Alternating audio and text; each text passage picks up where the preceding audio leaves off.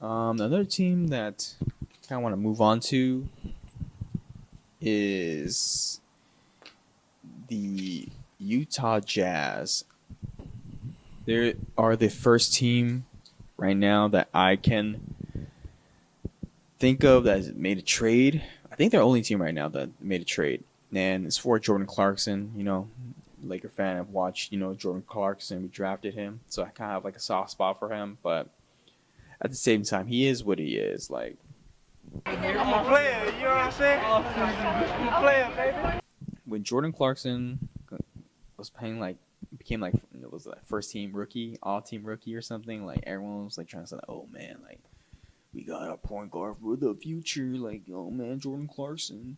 And then they drafted D'Angelo Russell. Like, "Oh man, look at that, we got the next Splash Brothers." D'Angelo Russell is gonna be Steph Curry and Jordan Clarkson's gonna be Klay Thompson or whatnot.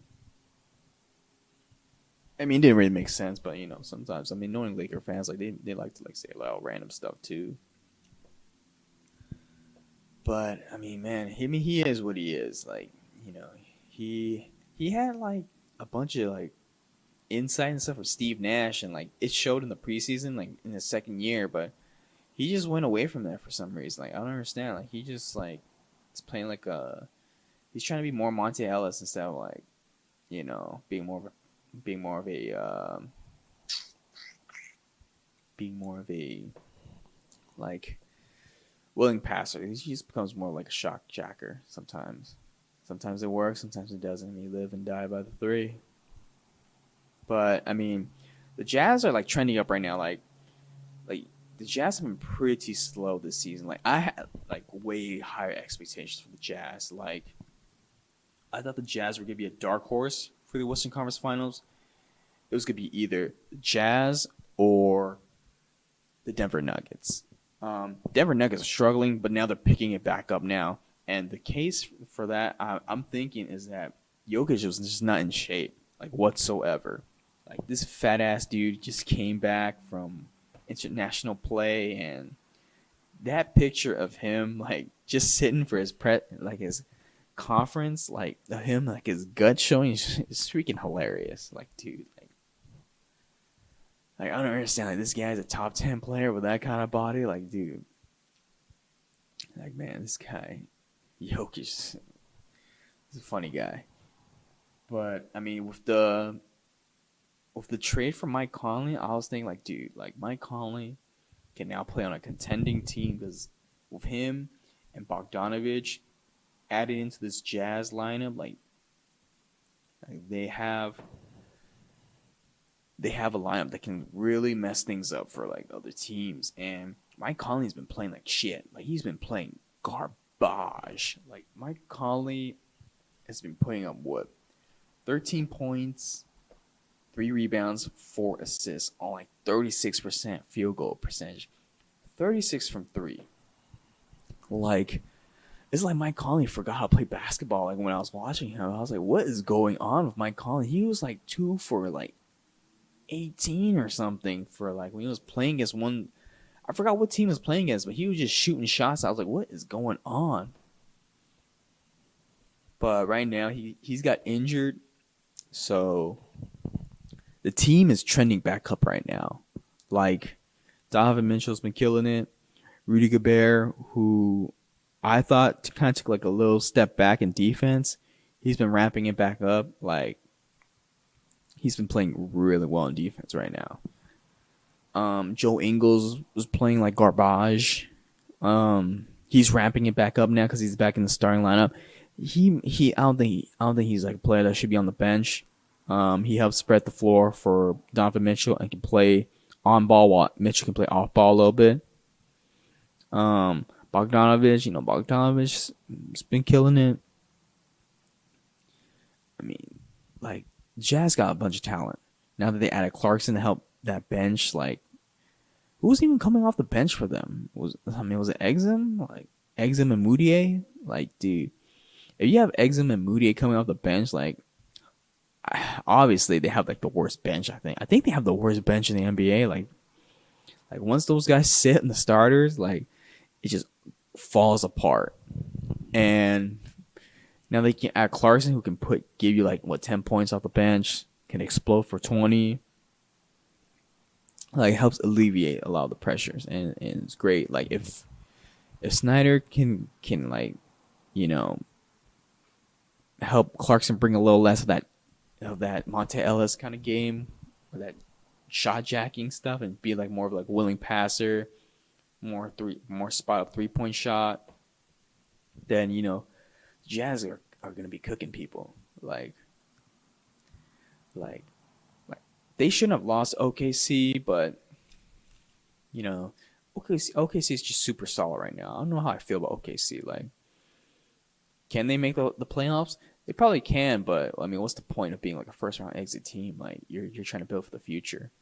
Like Chris Paul's a little too good for them to be, tanky. It seems like it's like I don't know what they would do. They'd probably get rid of like a bunch of like players, so make things more like hell for like Chris Paul. But we'll see. But I mean, the Jazz. I remember when Exum got drafted, like everyone was saying that dude, this guy like the Australian Kobe, man, he's like 6'6", he can play point guard, shooting guard.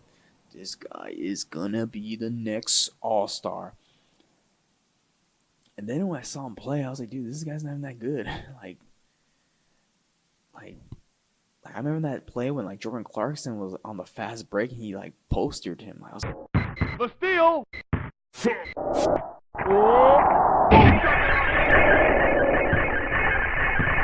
oh, that's what you get. Top 10 pick by the Utah Jazz. And then we got our, like, I don't know, like, second round or whatever, wherever Clarkson was drafted. Like, he was drafted pretty late. Like, we got him, and he butchered Exum on that poster. I was like, God damn.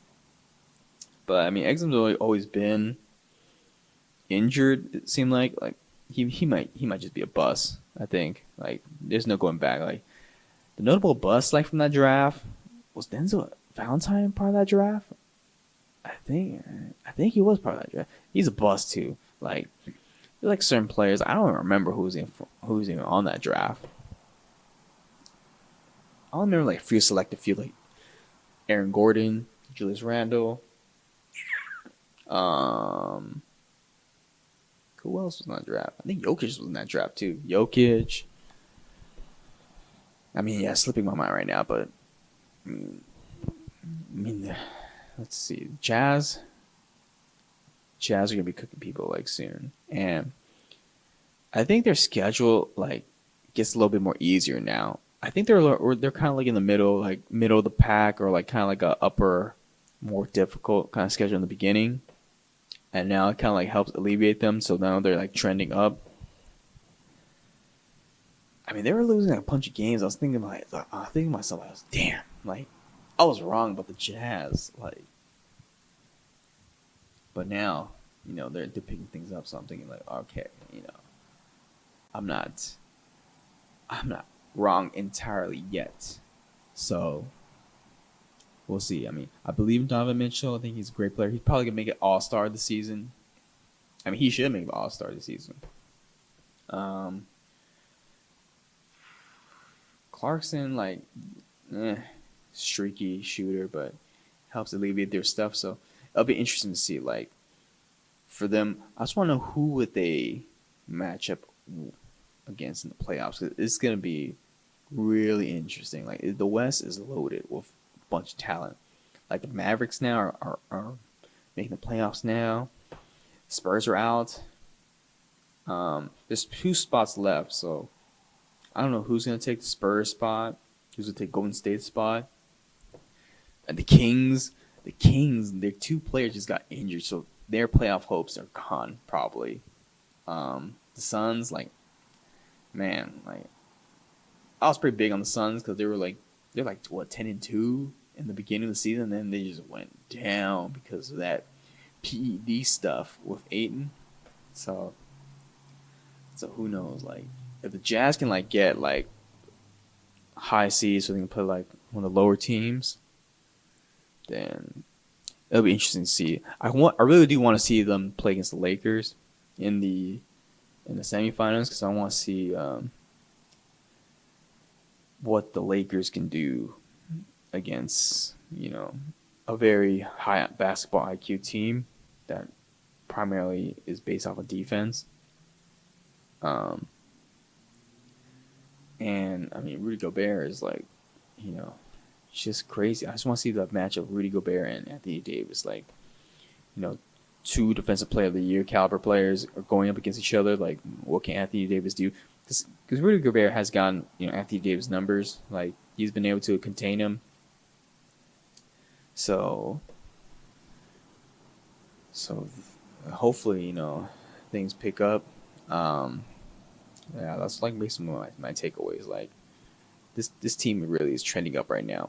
Like, I don't know what's gonna happen in the trade season. Like, the Nuggets, if the Nuggets get Drew Holiday for like Gary Harris and stuff, dude, like, yeah, they will be the number one dark horse like for the Western Conference Finals. Like, Jokic is trending up right now. He's like the last couple of games he's averaging like close to a triple double. He's averaging like 22, I don't know, 10 and like 9 or something, and they've been winning all their games. It seems like. If they can get Drew Holiday, dude, like Drew Holiday is so underrated. If they can get Drew Holiday and they want to get Andre Iguodala as well, dude, like it'll be interesting to see Drew Holiday, Jamal Murray. Who the hell is their small forward? Is it Will Barton? Can't be Will Barton, or maybe it is Will Barton. I mean, he's having a great season too. Will Barton, Paul Millsap, and Jokic. Like, dude, like those the dark horse lineup too. Like, we'll see. Like, if the Jazz are more interested in making more trades, but I mean that's just what trade season is for. Like, I'm just waiting for like Wojnarowski and like Shams to like just drop some good stuff.